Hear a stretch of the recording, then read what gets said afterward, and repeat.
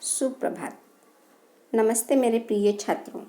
तो कल की तासिका में हमने रीढ़ की हड्डी यह जो पार्ट देखा है, तो इसमें हमने देखा है जो उमा है, तो उमा को देखने के लिए लड़के वाले आ रहे हैं और उमा के जो पिता है राम स्वरूप जी और माता प्रेमा, और जो लड़का है उमा को देखने वाले के लिए आने वाला है, तो उसका नाम क्या है? शंकर। और शंकर के पिताजी का नाम है गोपाल प्रसाद। तो यह जानकारी हमने ली है। अब यह जो शंकर है तो उमा को देखने के लिए आ गया है, और अब राम स्वरूप और गोपाल प्रसाद शंकर इनमें बातचीत हो रही है। तो घर में आने के बाद वह गोपाल प्रसाद बैठ जाते हैं। राम स्वरूप जी उनका स्वागत भी अच्छी तरह से करते हैं। तो आप देखो आगे, गोपाल प्रसाद, यह सब क्या आप क्या तकल्लुफ़ करते हैं? राम स्वरूप, हाँ, तकल्लुफ़ किस बात का? यह तो मेरी बड़ी तकदीर है कि आप मेरे यहाँ तशरीफ़ लाए। अंदर जाते हैं गोपाल प्रसाद अपने लड़के से। क्यों, क्या हुआ? शंकर, कुछ नहीं। गोपाल प्रसाद, झुककर क्यों बैठे हो? ब्याह तय करने आए हो? कमर सीधी करके बैठो। तुम्हारे दोस्त ठीक कहते हैं कि शंकर की बैकबोन। इतने में बाबू राम स्वरूप चाय की ट्रे लाकर मेज़ पर रख देते हैं। तो अब देखो, यह शंकर जो लड़की देखने के लिए आता है, और राम स्वरूप जो उमा के पिता है, तो नाश्ता लेने के लिए वह घर के अंदर जाते हैं। और उस समय अब शंकर और गोपाल प्रसाद ही है हॉल में। तो गोपाल प्रसाद शंकर से कहने लगते हैं कि क्या हुआ, ऐसे क्यों बैठे हो झुककर? हम लड़की देखने के लिए आए हैं, ब्याह तय करना है, और तुम ऐसे झुककर क्यों बैठे हो? तुम्हारे जो दोस्त कहते हैं बैकबोन, तो वह ठीक ही कहते हैं। और उस समय जो राम स्वरूप जी है अंदर गए हुए, तो वह बाहर आ जाते हैं। गोपाल प्रसाद, आखिर आप माने नहीं। राम स्वरूप चाय प्याले में डालते हुए, हाँ, आपको विलायती चाय पसंद है या हिंदुस्तानी? गोपाल प्रसाद, नहीं साहब, मुझे आधा दूध और आधी चाय दीजिए, और ज़रा चीनी भी ज़्यादा डालिएगा। शंकर खंकार कर, सुना है सरकार अब ज़्यादा चीनी लेने वालों पर टैक्स लगाएगी। तो आप जो गोपाल प्रसाद है, तो वह चाय नाश्ते की तकल्लुफ़ क्यों करते हो, इस तरह से कहते हैं। और राम स्वरूप उस समय हंसकर उनको कहने लगते हैं कि इसमें तकलीफ़ की क्या बात है, परेशानी की क्या बात है? आप यहाँ पर आए, यह तो मेरा क्या है, भाग्य है। और फिर चाय पेले में यानी कप में डालते हुए वह पूछते हैं कि आपको विलायती चाय पसंद है या हिंदुस्तानी? तो गोपाल प्रसाद कहते हैं कि मुझे आधा दूध और आधी चाय पसंद है, और उसमें चीनी ज़्यादा डालने के लिए कहते हैं। तो चीनी यानी क्या, शक्कर। तो उस समय जो शंकर है, तो वह कहने लगता है कि बीच में ही कि सरकार अब ज़्यादा चीनी लेने वालों पर क्या करने वाली है, टैक्स लगाने वाली है। इस तरह से शंकर कहता है। गोपाल प्रसाद चाय पीते हुए, सरकार जो चाहे सो कर ले, पर अगर आमदनी करनी है तो सरकार को बस एक ही टैक्स लगाना चाहिए। राम स्वरूप शंकर को प्याला पकड़ाते हुए, वह क्या? गोपाल प्रसाद, खूबसूरती पर टैक्स। राम स्वरूप और शंकर हंस पड़ते हैं। मजाक नहीं साहब, यह ऐसा टैक्स है जनाब कि देने वाले चू भी न करेंगे। राम स्वरूप जोर से हंसते हुए, वाह, खूब सोचा आपने। वाकई आजकल खूबसूरती का सवाल भी बेढब हो गया है। हम लोगों के ज़माने में तो यह कभी उठता भी न था। तस्त्री गोपाल की तरफ बढ़ाते हैं, लीजिए गोपाल प्रसाद समोसा उठाते हुए, कभी नहीं साहब, कभी नहीं। रामस्वरूप शंकर की तरफ मुखातिब होकर, आपका क्या ख्याल है शंकर बाबू? शंकर, किस मामले में? रामस्वरूप, यही कि शादी तय करने में खूबसूरती का हिस्सा कितना होना चाहिए। गोपाल प्रसाद बीच में ही, यह बात दूसरी है बाबू रामस्वरूप, मैंने आपसे पहले भी कहा था, लड़के का खूबसूरत होना निहायती ज़रूरी है। और जायचा यानी जन्मपत्र तो मिल ही गया होगा। रामस्वरूप, जी, जायचे का मिलना क्या मुश्किल बात है, ठाकुर जी के चरणों में रख दिया, बस खुद ब खुद मिला हुआ समझिए। शंकर भी हंसता है, मगर गोपाल प्रसाद गंभीर हो जाते हैं। गोपाल प्रसाद, लड़कियों को अधिक पढ़ने की ज़रूरत नहीं है, सिलाई पुताई कर ले बस। आप देखो, गोपाल प्रसाद, रामस्वरूप और शंकर के बीच में बातचीत यहाँ पर दिखाई दे रही है। तो यहाँ पर जो टैक्स की बातें चल रही है, तो गोपाल प्रसाद जी कहने लगते हैं कि चीनी पर टैक्स लगाने के बदले सरकार को किस पर टैक्स लगाना चाहिए? खूबसूरती पर, क्योंकि हम देखते हैं कि हर एक व्यक्ति अपने आप को कैसा समझता है, मैं बहुत खूबसूरत हूँ। तो इस तरह से समझने के कारण हर एक व्यक्ति को क्या करना होगा? टैक्स देना ही होगा। यदि आप खूबसूरत नहीं हो तो टैक्स नहीं दे सकते, मगर हर एक व्यक्ति खुद को खूबसूरत समझने के कारण वह चू तक नहीं करेगा, यानी कुछ भी बोलेगा नहीं और बिना बोले वह टैक्स भर देगा। इस तरह से जब वह गोपाल प्रसाद कहने लगते हैं तो रामस्वरूप और शंकर उस पर हंसने लगते हैं और रामस्वरूप उनसे कहते हैं कि आपका ख्याल जो है बहुत ही अच्छा है।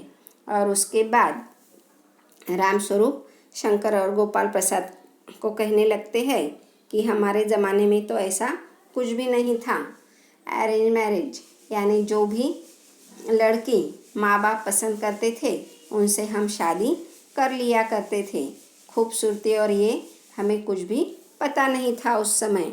तो इसके बारे में आपका क्या ख्याल है? शंकर से वह पूछते हैं।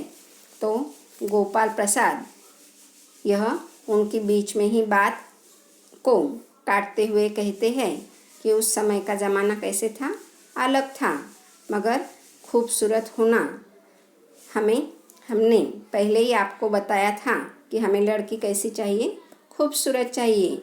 और लड़के की जायचा यानी क्या? जन्म पत्रिका, जिसे हम कुंडली कहते हैं, तो वह भी हमारी दोनों की कुंडलियाँ कैसे होनी चाहिए, मेल खानी चाहिए। यह तो बात मैंने पहले ही आपको बताई थी। तो रामस्वरूप कहते हैं कि जन्म पत्रिका के बारे में क्या, भगवान के चरणों में रख दी तो अपने आप वह मिली हुई समझिए। इस तरह से जब रामस्वरूप जी कहते हैं तो उस पर शंकर हंसने लगता है, मगर गोपाल प्रसाद जो है तो वह थोड़ा सीरियस हो जाते हैं और कहते हैं कि हमें जन्म पत्रिका मिली हुई चाहिए और उसके बाद लड़की अधिक पढ़ी लिखी होना यह हमारे लिए ज़रूरी नहीं, सिर्फ उसे सिलाई पुताई का काम आ गया तो बस हो गया। इस तरह से वह कहते हैं। अब आगे देखो, रामस्वरूप, हाँ, मेज को एक तरफ सरका देते हैं, फिर अंदर के दरवाजे की तरफ मुँह कर जरा जोर से, अरे जरा पान भिजवा देना। उमा पान की तस्तरी अपने पिताजी को देती है। उस समय उसका चेहरा ऊपर को उठ जाता है और नाक पर रखा हुआ सुनहरी रिम वाला चश्मा दिखता है। बाप बेटे चौंक उठते हैं, गोपाल प्रसाद और शंकर एक साथ। चश्मा? रामस्वरूप जरा सक पकाकर, जी, वह पिछले महीने में इसकी आंखें दुखने लग गई थी, सो कुछ दिनों के लिए चश्मा लगाना पड़ रहा है। गोपाल प्रसाद, पढ़ाई वढ़ाई की वजह से तो नहीं है कुछ?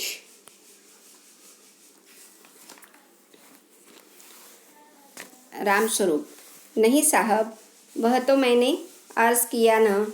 गोपाल प्रसाद संतुष्ट होकर कुछ कोमल स्वर में, बैठो बेटी। रामस्वरूप, वहाँ बैठ जाओ उमा, उस तख्त पर, अपने बाजे वाजे के पास। उमा बैठती है। गोपाल प्रसाद, चाल में तो कुछ खराबी है नहीं, चेहरे पर भी छवि है। हाँ, कुछ गाना बजाना सीखा है? रामस्वरूप, जी हाँ, सितार भी और बाजा भी। सुनाओ तो उमा एक आध गीत सितार के साथ। उमा सितार पर मीरा का मशहूर भजन मेरे तो गिरधर गोपाल गाना शुरू कर देती है। उसकी आंखें शंकर की झेपती सी आँखों से मिल जाती है और वह गाते गाते एक साथ रुक जाती है। रामस्वरूप, क्यों, क्या हुआ? गाने को पूरा करो उमा। गोपाल प्रसाद, नहीं नहीं साहब, काफ़ी है, आपकी लड़की अच्छा गाती है। उमा सितार रखकर अंदर जाने को बढ़ती है। गोपाल प्रसाद, अभी ठहरो बेटी। रामस्वरूप, थोड़ा और बैठी रहो उमा। उमा बैठती है। गोपाल प्रसाद उमा से, तो तुमने पेंटिंग वेंटिंग भी सीखी है? तो अब यहाँ पर देखो, जो उमा है तो उमा को देखने के लिए यह आए हैं। तो रामस्वरूप अपनी बेटी को अंदर से बुलाते हैं और उमा जो पान होती है, पान की तशरी लेकर, यानी प्लेट में पान रखे हुए वह लेकर आती है और वह प्लेट अपने पिताजी के हाथ में दे देती है। मगर उमा आते ही गोपाल प्रसाद और शंकर उसकी तरफ देखते हैं और आँखों पर चश्मा लगा हुआ देखकर दोनों एक साथ बोल पड़ते हैं कि चश्मा कहकर।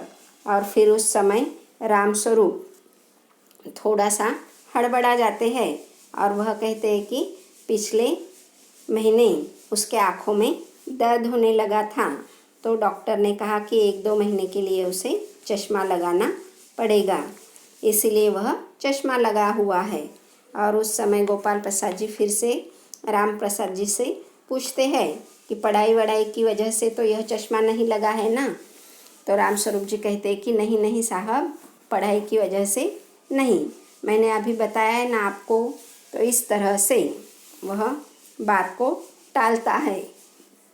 और फिर गोपाल प्रसाद उमा की तरफ देखते हैं और उसे प्यार से कोमल स्वर में कहते हैं कि बैठो बेटी। और फिर रामस्वरूप कहते हैं कि उस तख्त पर बैठो बाजे वाजे के साथ। और फिर अपने बेटी को वह कहते हैं कि एक आध गीत इनको अपनी सुरीली आवाज़ में सुनाओ। तो उस समय गोपाल प्रसाद उसकी तरफ देखते हैं और कहने लगते हैं कि दिखने में तो वह अच्छी है, चेहरे की छवि उसकी कैसी है, अच्छी है, और चाल में भी कुछ खराबी नहीं है। इस तरह से कहते हैं और फिर उससे कहने लगते हैं कि गाना बजाना भी यानी गाने आपको आता है क्या? और उस समय रामस्वरूप उसे गाने का आग्रह करते हैं। तो उमा, जो हम देखते हैं कि मीराबाई के जो प्रसिद्ध भजन हैं, मेरे तो गिरधर गोपाल दूसरा ना कोई, तो यह भजन वह गाने लगती है। और गाते गाते ही वह सामने जो शंकर बैठा हुआ है तो उसकी तरफ वह देखती है, दोनों की आंखें मिल जाती है। और वह जो उमा है, तो अब देखो, उमा उसकी तरफ देखते ही उसकी आवाज़ जो है,